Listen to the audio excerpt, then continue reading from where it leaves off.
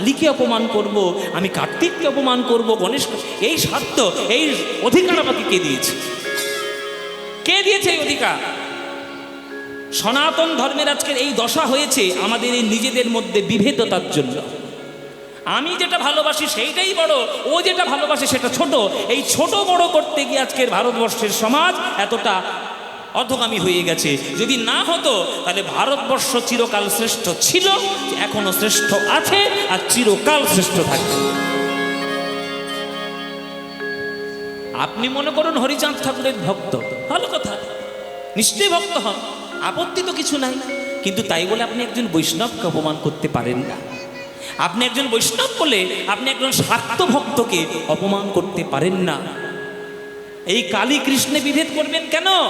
স্বয়ং জগৎপতিকে পাওয়ার জন্য গোপীরা 1 মাস ধরে কাত্যায়নী ব্রত করেছিল। তুমি কি ব্রজগোপীদের থেকেও বেশি বড় ভক্ত নাকি? তুমি কালী কৃষ্ণে বিভেদ করছো? করবে না। বিভেদ সৃষ্টি করো না। বিভেদ সৃষ্টি করলে সংসার কখনো টেকে না। রাম, লক্ষ্মণ, ভরত, শত্রুঘ্ন 4 ভাই যদি 4টে রাজ্য নিয়ে আলাদা হয়ে যেত, আজকের রামায়ণ তৈরি হতো না বাবা। তাই সকল শাস্ত্রকে এক করে সবাইকে সমান মর্যাদা রেখে নিজের ধর্মকে বাঁচিয়ে রাখবেন, নিজের আদর্শকে বাঁচিয়ে রাখবেন। তবেই না আপনি হিন্দু হলেন, তবেই না আপনি সনাতন ভারতবর্ষীয় হলেন, তবেই না আপনি মানবতার পথের পথিক হলেন। তাই বলে ডাকি প্রাণ যাহা চায়, ডাকিতে ডাকিতে হৃদয় জুড়ায়। তাই বলে ডাকি প্রাণ যাহা চায়, ডাকিতে ডাকিতে হৃদয় জুড়ায়। যখন যে রূপে প্রাণ ভরে রয়, তাই দেখি প্রাণ ভরি। অরূপ স্বরূপ সগুণ নির্গুণ দয়াল ভয়াল হরি। আমি কি বা বুঝি, আমি কি বা জানি, আমি কেন ভেবে মরি। অরূপ সগুণ নির্গুণ দয়াল ভয়াল হরি। আমি কি বা বুঝি, আমি কি বা জানি, কেন ভেবে মরি, আমি কেন ভেবে মরি, আমি কেন ভেবে মরি।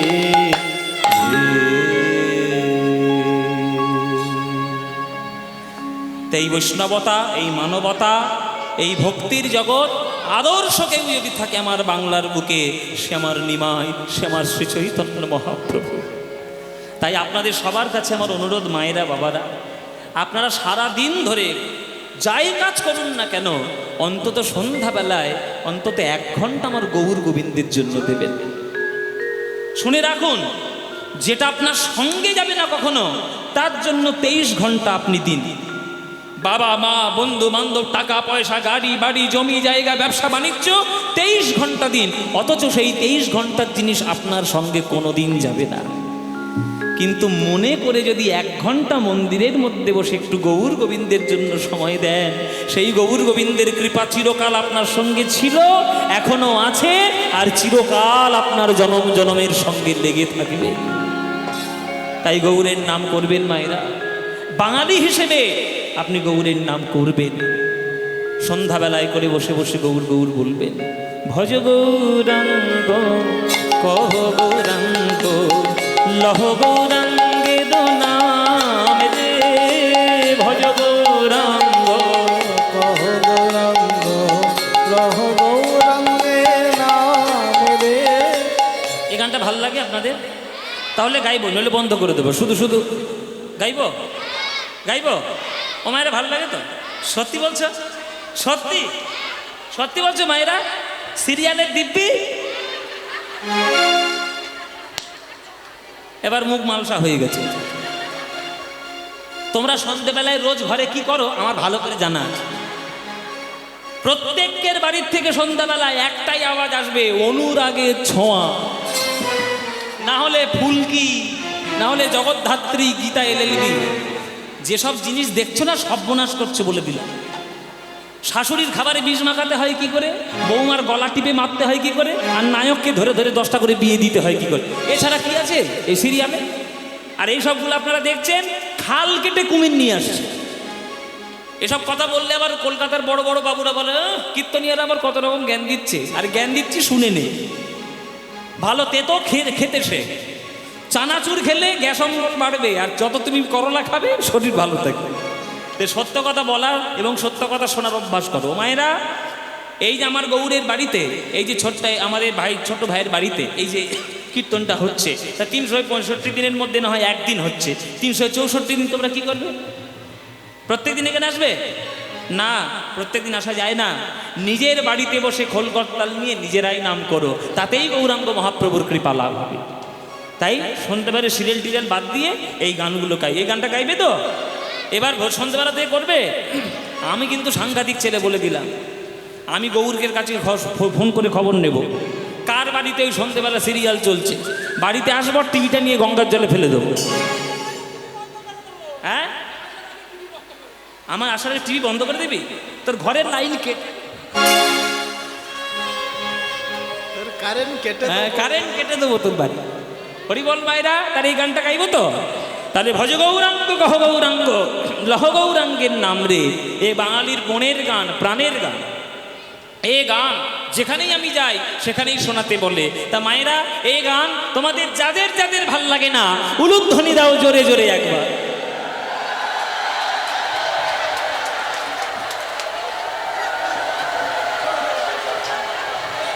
আমি বাড়ি যাব, এখনো দিচ্ছে, টনক নড়েনি। আমি বাড়ি যাব, এই বাড়ি।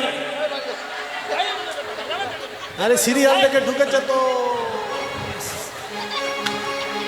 ও মায়েরা কি করলেন কি? আমি বলেছি যে যারা হরিনাই গানটা ভালোবাসো না তারা উলুধ্বনি দাও। সবাই উলুধ্বনি দিচ্ছে।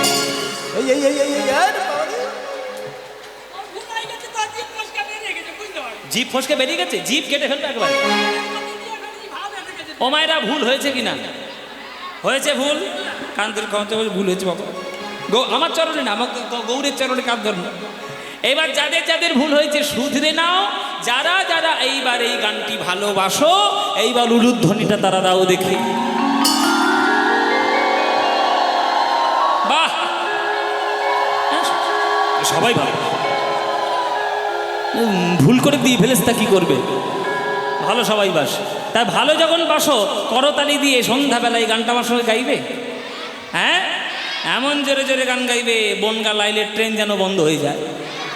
হ্যাঁ হ্যাঁ, জোরে জোরে গাইবে, সবাই মিলে গাও যে করতালি দিয়ে। ভজ গৌরাঙ্গ কহ গৌরাঙ্গ লহ গৌরাঙ্গের নাম রে, বলো ভজ।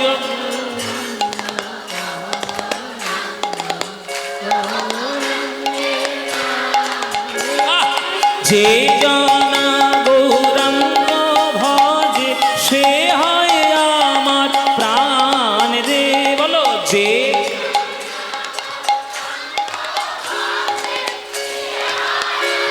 আহা, বাহ। প্রভাত কালে হা গৌরাঙ্গ যে বলে একবার রে, প্রভাত কালে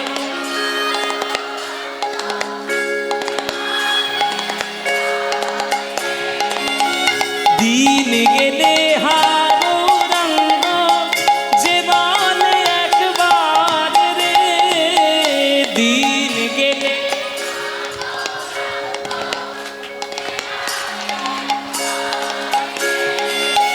সেই জন আমারও হয় আমি হই তার রে, বলো সেই জন।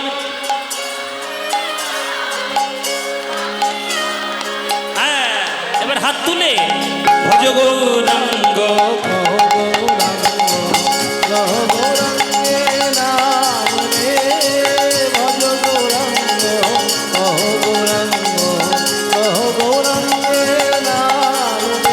আহা, যে জনা গৌরাঙ্গ ভজে সে হয় আমার প্রাণ রে, যে জনা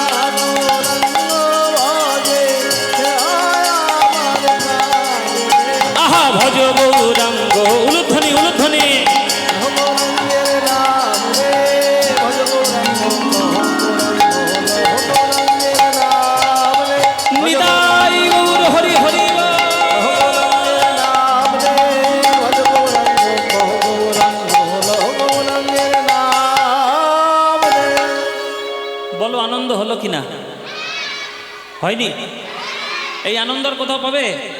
এই আনন্দ পেতে গেলে প্রত্যেক বছর গৌরের বাড়িতে কীর্তন শুনতে আসতে হবে। আসবেন? সবাই আসবেন? ব্যাস, আপনারা এলেই আনন্দ হবে। তাই আজকের আমরা সেই গৌরের রূপ আস্বাদন করছি। মধুকর রঞ্জিত মালতি মণ্ডিত জিত ঘন কুঞ্চিত কেশম। পদাবলী, কীর্তন মানে পদ। কীর্তনের মধ্যে পদ নাই, তাহলে কীর্তন নয়, ভেজাল গান। ভেজাল গান শুনে কোনো লাভ নাই। কীর্তন মানেই পদ থাকতে হবে, বড় দাতালের গান থাকতে হবে, বৈষ্ণবীয় এবং মার্গীয় সিদ্ধান্ত থাকতে হবে, তবেই সেটা প্রকৃত কীর্তন। তাই মহাপ্রভুকে দেখতে কেমন? মধুকর রঞ্জিত মালতি মণ্ডিত জিত ঘন কুঞ্চিত কেশম। সংস্কৃত পদাবলী ধরেছি আজকের মায়েরা। আস্তে আস্তে কথা বলবি না ছেলেরা। ও মায়েরা, সংস্কৃত পদ। মায়েরা মনে করা বাবা বাংলা ধরতে পারলে না, সংস্কৃত ধরলে কোনো চিন্তা নেই, আমি বুঝিয়ে দেবো, পরিষ্কার করে বুঝিয়ে দেবো, কোনো অসুবিধা থাকবে না। একদম পরিষ্কার মানে বুঝে নেবে। আমি যা যা বলবো আমার সঙ্গে সঙ্গে যদি কমিউনিকেট করতে পারো, দেখবে পরিষ্কার বুঝে যাবে। আলাপ আলোচনা করতে হবে। এবার পদটা ব্যাখ্যা করছি, শুনুন। কেশম, এই পদটার মানে বুঝতে গেলে এর লাস্ট শব্দ থেকে মানে করে করে আসতে হবে, তবেই আপনারা বুঝতে পারবেন। কেশম, কেশম মানে কি? প্রত্যেককে উত্তর দেবেন, তবেই বুঝবেন। বলো, কেশম মানে কি? চুল। এবার বলো, কুঞ্চিত কেশ মানে কি? কোঁকড়ানো চুল। কোঁকড়ানো চুলের একটা সুবিধা আছে, অল্প চুল থাকলেও বেশি চুল আছে বলে বলে হয়। হ্যাঁ, আমার দেখবে খানিকটা কোঁকড়ানো চুল, একটুখানি চুল কিন্তু বেশি নাই, কিন্তু মনে হয় যেন বেশি চুল আছে। কিন্তু মহাপ্রভুর এরকম কোঁকড়ানো চুলটা শুধু মাথার মধ্যে সীমাবদ্ধ নেই, ঘাড় পর্যন্ত নেমে এসেছে। এবার এই ঘাড় পর্যন্ত চুলটা, সেটা দেখতে কেমন? জিত ঘন। জিত মানে কি? জয় করেছে। আর ঘন মানে কি? ঘন কালো মেঘের ঘন ঘটা। মানে আকাশে যখন বর্ষাকালে প্রচণ্ড গরম থেকে যখন ওই পশ্চিম আকাশ থেকে কালো মেঘ আসে, তার যে সৌন্দর্য, তার যে কালো রূপ, সেই কালো রূপকেও জয় করেছে মহাপ্রভুর কুঞ্চিত কেশরাশি। আহা, একেবারে ঘাড় পর্যন্ত নেমে এসছে। তাই এত বড় বড় লম্বা চুল বলে আমার সচিমা চুলটাকে ফুলের মালা দিয়ে বেড়া দিয়েছে। কি ফুলের মালা? মালতী মণ্ডিত, মালতী ফুলের মালা। এবার সেই মালতী ফুলের মালাটা কেমন? না মধুকর রঞ্জিত। মধুকর মানে কি মায়েরা? মৌমাছি। মধুকর মানে মৌমাছি।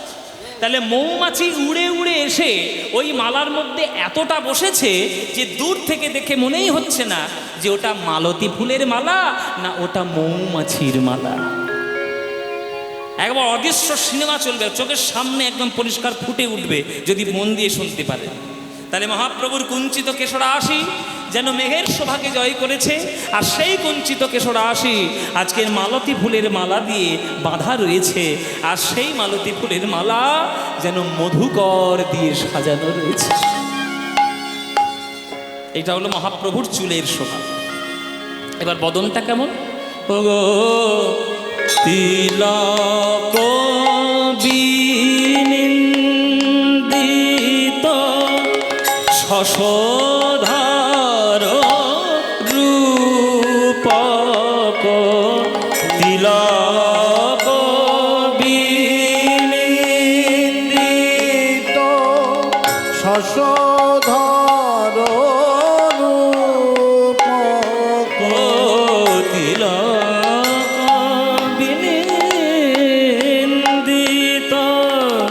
শশধর রূপক,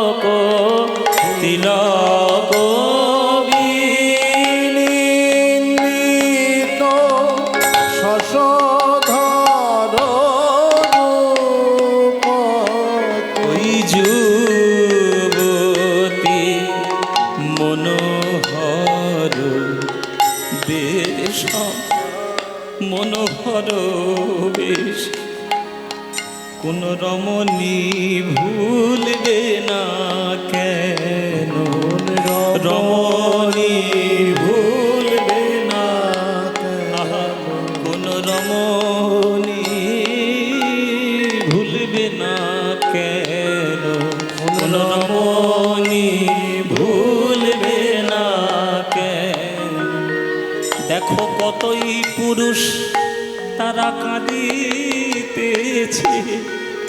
রমণী। আস্তে, কথা নয়। কতই পুরুষ তারা কাঁদিতেছে আমার গোরা রূপে নয়ন দিয়ে। কতই পুরুষ কাঁদিতেছে গোরা রূপে নয়ন দিয়ে। কতই পুরুষ কাঁদিতেছে ভাগর প্রাণ গৌর বলে।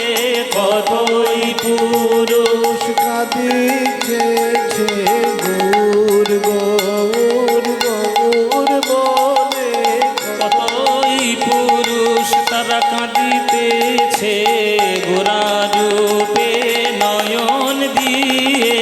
কতই পুরুষ কাঁদিতেছে গোরা রূপে নয়ন দিয়ে। আহা, কতই পুরুষ কাঁদিতেছে তারা ধুলায় গড়া বড়ি দিয়ে। গৌর গৌর গৌর বলে ধুলায় গড়া বড়ি দিয়ে গৌর গৌর গৌর বলে। ধুলায় গড়া বড়ি না ধেনা ধেনে তাকে না তেনে তেনে তাও মূর্তি পাখি তার ধার।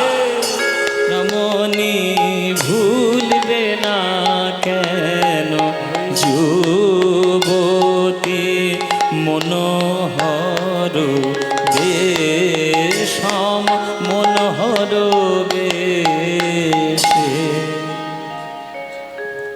যুবতী মনোহর বেশম তিলক বিনিন্দিত শশধর। মহাপ্রভুর কপালের তিলক আকাশের চাঁদকে নিন্দা করছে। আকাশের চাঁদকে নিন্দা করছে মহাপ্রভুর কপালের তিলক। কি নিন্দা করছে? ওরে চাঁদ, তুই যেমন আকাশে আছিস ওই আকাশেই থাকবি, মাটিতে নামার চেষ্টা করবি না। আচ্ছা, এইখানে একটা কথা হলো যে মহাপ্রভুর তিলক রয়েছে মহাপ্রভুর কপালে, আর চাঁদ রয়েছে আকাশে। তা তিলক চাঁদের খায় না পড়ে যে চাঁদকে গিয়ে এইভাবে ঝগড়া করছে যে তুই আসবি না? তিলক কেন এরকম আঙুল তুলে বলছে? তিলক একদম আঙুল তুলে বলছে, এই ওই আকাশে থাকবি, মাটিতে নামার চেষ্টা করবি না। তুই হলি আকাশের একটা কলঙ্কিত চাঁদ, আর আমি হলাম মহাপ্রভুর বদনের অলঙ্কৃত তিলক। যারা গৌর অনুরাগী ভক্ত হবে বাবা, তারা কলঙ্কিত চাঁদ চাইবে না অলঙ্কৃত গৌর চাইবে? আপনারা কি চাইবেন? চাঁদ চাইবেন না গৌর চাইবেন? তাহলে গৌর সেই তিলককে নিন্দা করছে। চাঁদের গায়ে কলঙ্ক আছে, কিন্তু মহাপ্রভুর গায়ে কি কোনো কলঙ্ক আছে? চাঁদ গুহার বাইরে আলো দিতে পারে, গুহার ভেতরে কখনো আলো দিতে পারে না। কিন্তু গৌর চাঁদ যদি একবার উদয় হয়, তেমনি হৃদয়ে গুহার মধ্যে সকল অন্ধকার দূর করে তাকে প্রেমের আলোয় আলোকিত করে তোলে। তাই চাঁদের সঙ্গে গৌরের তুলনা চলবে না। তাই তিলক গিয়ে নিন্দা করছে আকাশের চাঁদকে, যে খবরদার মাটিতে আসবি না, আকাশে আছিস আকাশেই থাকবি। এই আকাশে যখন আছিস আকাশেই থাকবি, এই কথা যখন বলা, আপনাদেরও জেনে রাখার দরকার। গৌর হরির আমাদের জন্মদিন কবে আপনারা সবাই জানেন? গৌর হরির জন্মদিন কবে বাবা? দোল পূর্ণিমা, মানে গৌর পূর্ণিমার দিন, ফাল্গুনী পূর্ণিমার দিন। আপনারা জানেন কি, যেদিন গৌর হরির জন্ম হয়েছিল নবদ্বীপে, সেদিন আকাশে চাঁদ আসেনি। আকাশে সেদিন চাঁদ উদয় হয়নি। কেন? সেই দিনটা ছিল পূর্ণগ্রাস চন্দ্রগ্রহণ। কেন চন্দ্রগ্রহণ হলো? পদকর্তারা ভাবের দৃষ্টিতে বলছেন যে এমনি এমনি ওই হলো না, গ্রহণ হলো না। রাহু মনে মনে ভাবলো যে পৃথিবীতে গৌর চাঁদ উদয় হচ্ছে, গৌর চাঁদের দিকে যে একবার তাকাবে, তার অন্য চাঁদের দিকে তাকানোর কোনো প্রয়োজন নাই। তাই আকাশের চাঁদ থাকার থেকে না থাকাই ভালো, ওকে আজকের আমি একটু গিলে ফেলি। এই বলে গিয়ে রাহু গিলে ফেললো। হ্যাঁ, রাহু গিলে ফেললো। সেই পূর্ণিমাতে তার গৌর দর্শন হলো না। কিন্তু পরের পূর্ণিমায় যখন চাঁদ আকাশে এসেছে, বলে আগের পূর্ণিমায় আমাকে গিলে ফেলেছিল রাহু, এই পূর্ণিমায় দেখি কি হয়। যখন আকাশ থেকে চাঁদকে দর্শন করছে গৌর হরিকে, তখন চাঁদ কাঁদতে কাঁদতে বলছে, প্রভু এ তুমি কি করলে? এমন রূপ নিয়ে তুমি জন্মগ্রহণ করেছ, তোমার দিকে যে একবার তাকাবে আমার দিকে আর কেউ তাকাবে না। তাই আমার অভিমান হয়েছে, আমার রাগ হয়েছে। আকাশ থেকে চাঁদ ঝাঁপ দিয়ে মাটিতে পড়ল, পড়ে মহাপ্রভুর চরণে শরণাপন্ন হলো। কিভাবে? মহাপ্রভুর চরণের 10টা নখ রূপ ধারণ করে মহাপ্রভুর চরণের সেবায় লেগে গেল। তাই চাঁদের সঙ্গে গৌরের তুলনা চলবে না। কলয় গৌর মুদার, কলয় গৌর মুদার সখীরে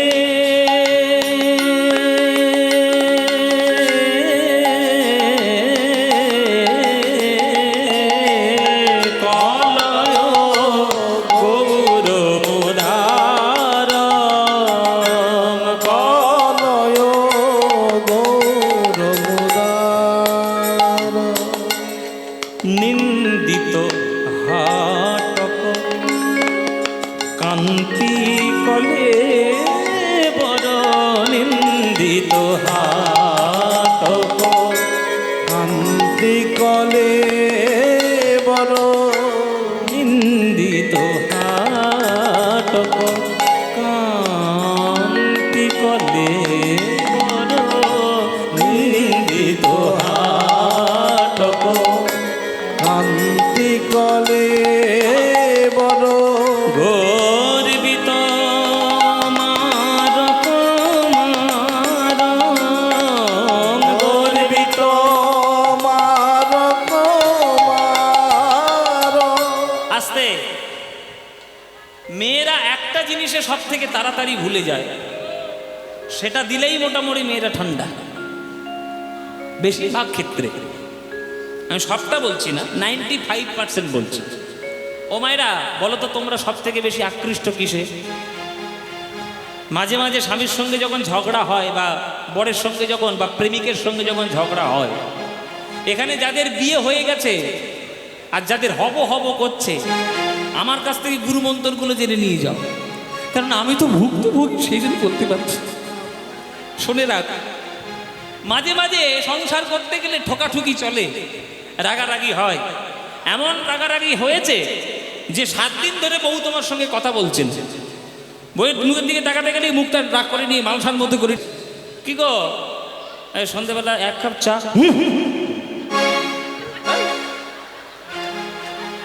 হ্যাঁ কি গো একটু সন্ধ্যেবেলা হয়ে গেছে, একটু মুড়ি ওখানে করে খা, বাপরে নিয়ে খা। উনি করে বোধহয়, ওই জন্যই বলতে পারে।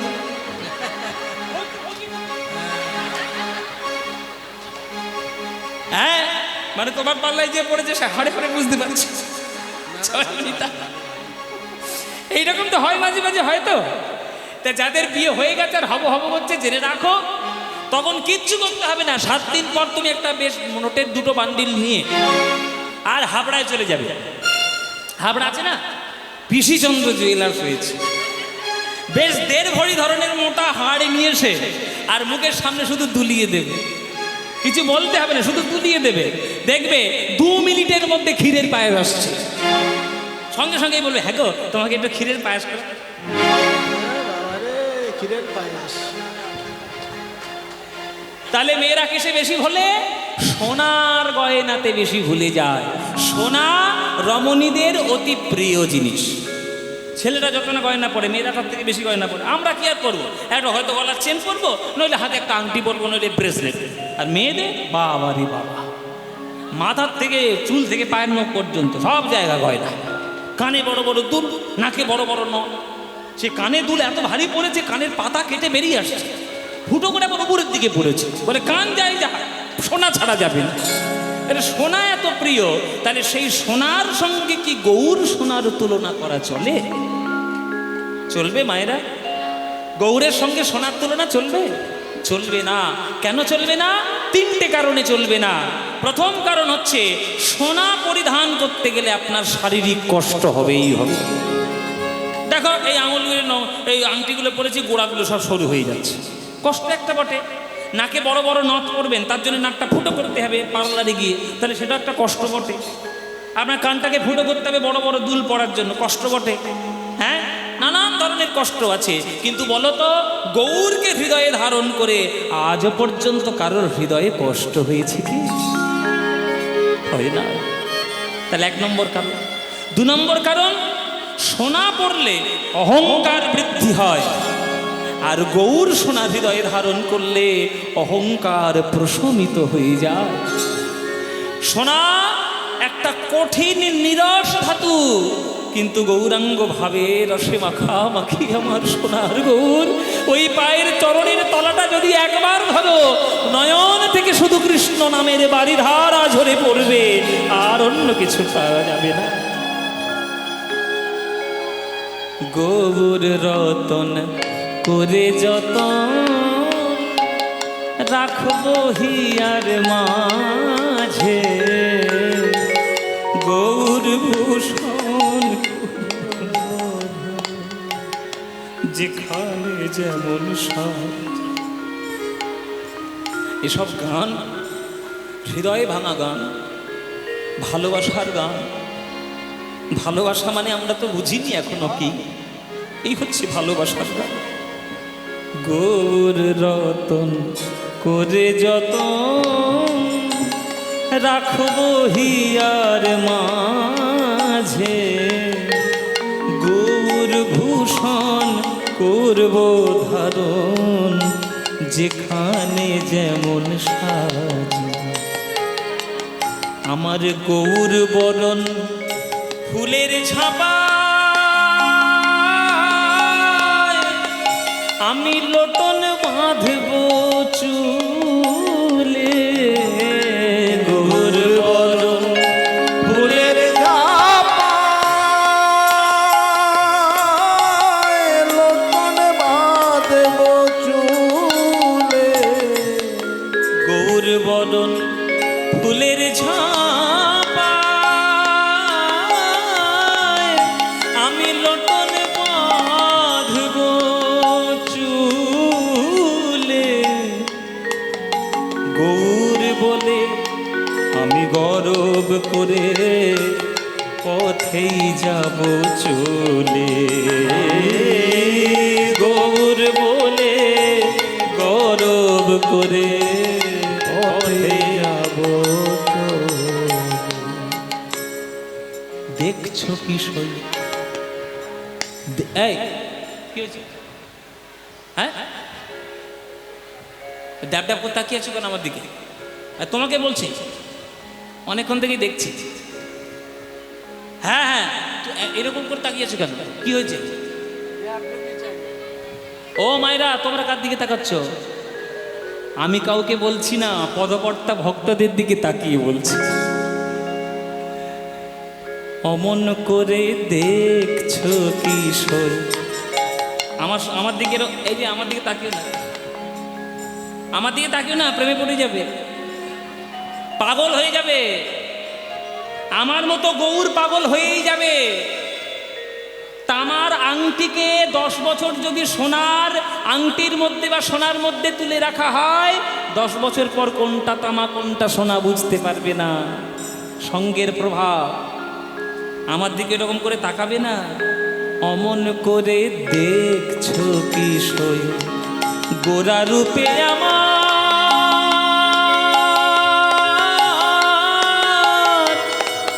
আমার সকলে গেল ভেসে। দেখছো গোরা রূপে আমার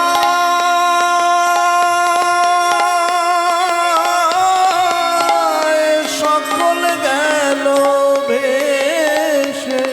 দাস লোচন বলে উতু হলে দেখবো বসে বসে। লোচন বলে কৌতূহলে দেখব বসে বসে। দেখব কারা গেল আর কারা আছে, কারা গেল আর কারা বাঁচে। আমি গৌর ভালো বেসেছি বলে দেখব কারা গেল আর কারা আছে। আমি গৌর ভালো বেসেছি বলে দেখব কারা আমায় ভালোবাসে, গৌর ভালো বেসেছি বলে দেখব কারা আমায় ভালোবাসে। গৌর ভালো বেসেছি বলে আমি গৌর পাগলিনী বলে কারা আমার ভালোবাসে। আমি গৌর পাগলিনী বলে মুখে গৌর গৌর গৌর বলে কারা আমার ভালোবাসে গৌর গৌর গৌর বলে। তারাই আমার ভালোবাসে গৌর গৌর গৌর বলে। তারাই আমার ভালোবাসে। দেখব কারা গেল আর কারা আছে।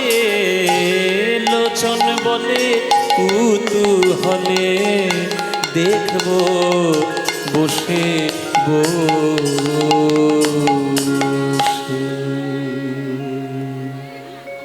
তাই গৌরের সঙ্গে সোনার তুলনা চলবে না।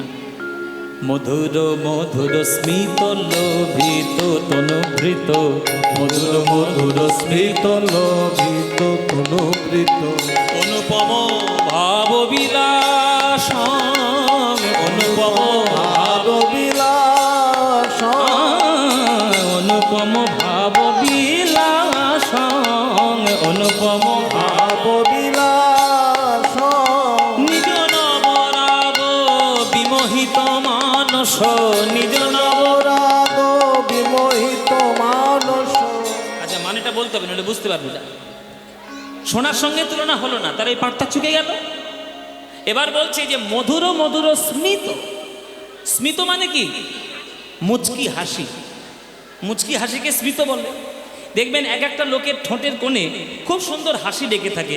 হ্যাঁ, তার দিকে তাকাতে আপনার ইচ্ছে হবে, তার সঙ্গে কথা বলতে ইচ্ছে হবে। আর এমন এমন লোক থাকে পাড়ার মধ্যে যার মুখের দিকে তাকালে আপনার গা পিত্তি জ্বলে উঠবে। তার মুখের দিকে তাকালেই মুখটা মালসা। হ্যাঁ আছে না? আমি মাঝে মাঝে গানে যাই বাবা, আমার সামনে মাঝে মাঝে কয়েকটা শ্রোতা বসে। কোনো কোনো জায়গায়, সব জায়গায় না, কোনো কোনো জায়গায় গেলে মাঝে মাঝে সামনে দিয়ে একটা শ্রোতা মুখটা হ্যাঁ না, এখানে নেই, এখানে নেই। এখানে যদি গোমরা মুখে বসে থাকে গৌরকে ধরেই আমি পিটাবো। হ্যাঁ কে আছে? না না, এর মুখে কি সুন্দর হাসি। হাসি খুব ভালো হাসি। কিন্তু কিছু কিছু লোক থাকবে যাদের মুখে হাসি নাই, মুখটা কর। দাদা কেমন আছো? ভালো। দাদা গান শুনতে যাবে না? তুই যাও। বাবা, তার তেজ দেখলে আপনার মাথা খারাপ হয়ে যায়। কিন্তু কোনোদিন আপনি কি দেখেছেন গৌর হরির মুখটা ওই রকম গম্ভীর গম্ভীর করা আছে? কোন ছবি আমি দেখা, এই এই যে দেখুন আমার পিছনে আমার গৌর হরির নিতাইয়ের ছবি আছে, বলুন তো মুখটা মালসার মতো গম্ভীর না হাসি হাসি মিষ্টি মিষ্টি? ওই মুখের দিকে তাকালে আর অন্য কোনো মুখের দিকে তাকাতে ইচ্ছে হবে? জীবনে ইচ্ছে হবে না। ওই মুখের হাসিটার দিকে তাকালে হৃদয়ের কত দুঃখ দুর্দশা দূর করে দেবে আমার গৌর হরির হাসি। তাই মধুর মধুর স্মিত লোভিত তনুভৃত অনুপম ভাব বিলাস।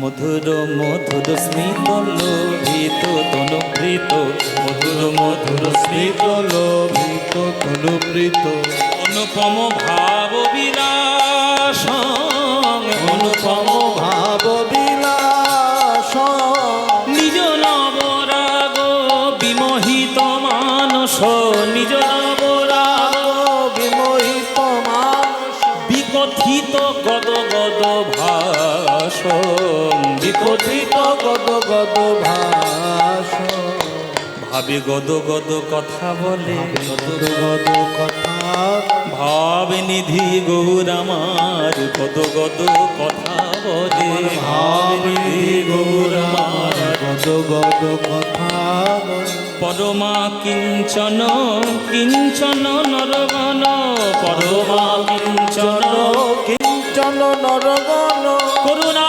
বিতরণ,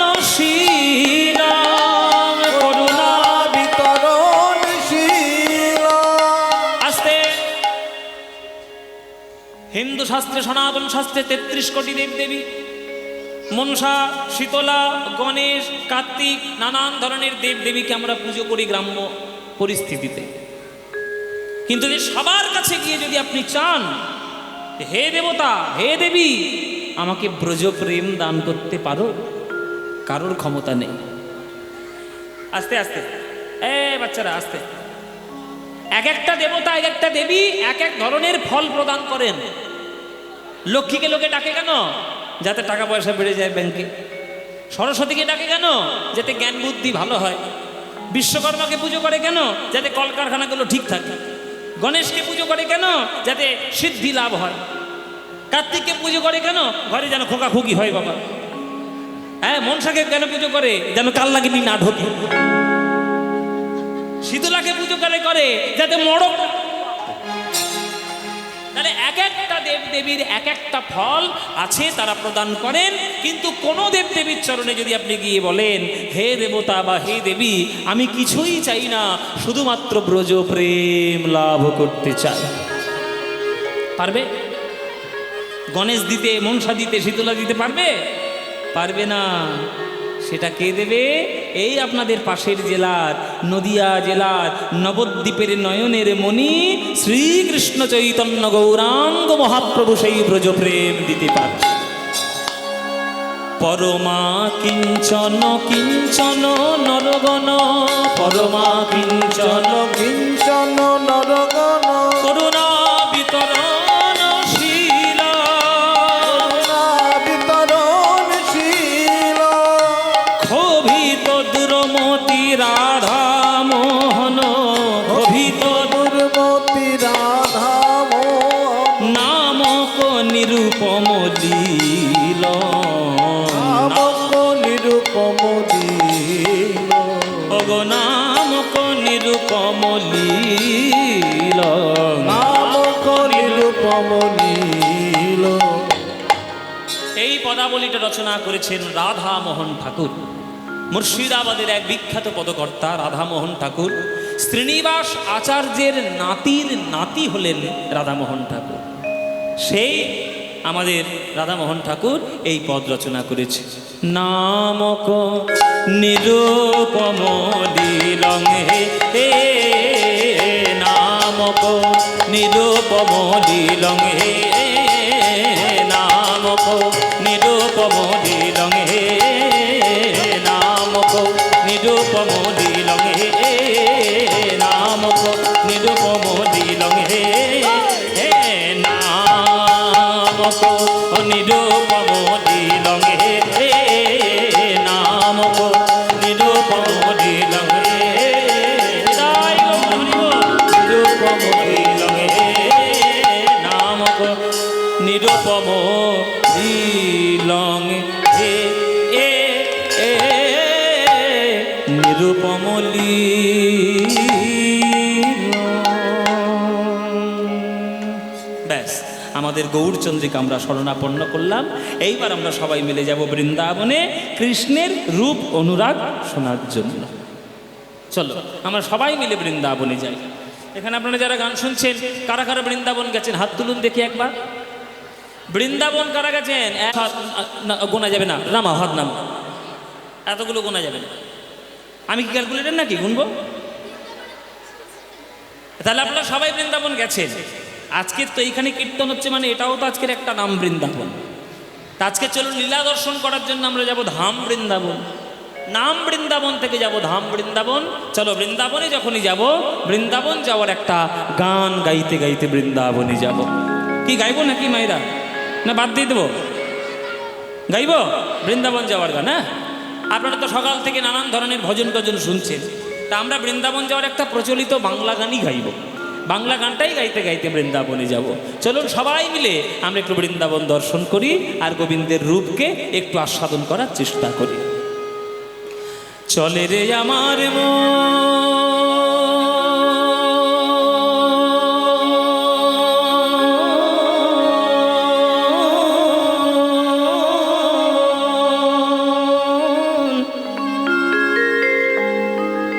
মধুর বৃন্দাবন,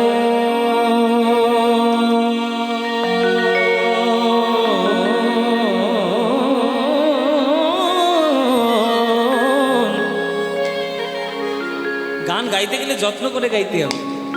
সুরের প্রতি যত্ন না থাকলে গান ভালো হয় না। ওই জন্য সুরকে সাধনা করতে হয়, ঘরে বসে তানপুরা ধরে একটু রেওয়াজ করতে হয়, নইলে সুর আসবে না। আমাদের গুরুজি বলেন, যার বাড়িতে তানপুরা নেই